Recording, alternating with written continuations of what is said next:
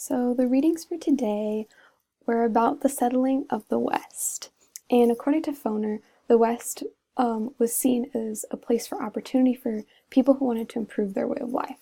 So there were many people who were moving from the East to the West because they wanted a better life and they wanted to have their own land, their own property to be able to farm and to make their own money. And so settlers poured into the West,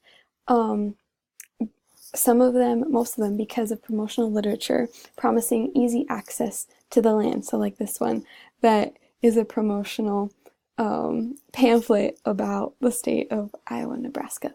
But yeah, here's a map of the different years, and you can see the progression of the settlement into the West. And hundreds of thousands of these families acquired their farms under the Homestead Act, and so they purchased the land and they worked the land as a family.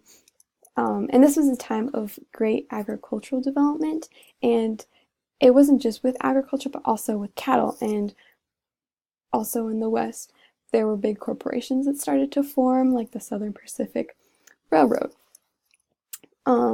And this actually wasn't an easy time for many of the families. A lot of the pamphlets made it seem like it was going to be an easy way of life, but it wasn't really that easy for the families. Also, one of the negatives that came out of this is when the Americans moved west, they were moving into Indian land. And Foner describes this as the incorporation of the West into the national economy spelled the doom of the Plains Indians and their world. So these settlers wanted their own land again, and they wanted to make their money, and so they didn't care kicking out some of these Indians. And actually at the beginning there was little hostility with the Indians, and they actually traded, but once more and more people started moving to the West, there were more and more conflict. And this is the tribe of the Nez Perce, or the pierced nose in French.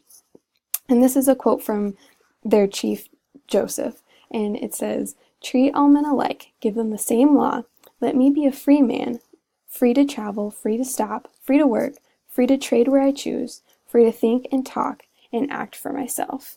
So even though America has gone through the Civil War and there has been people who have been fighting for the same rights for everybody, the Native Americans didn't really feel that. And so right here the chief is asking for them to be treated the same as well, for them to be able to be free. And there's a lot of depictions of this time of the settlement into the West in movies and in shows. I remember my mom reading Little House on the Prairie to me.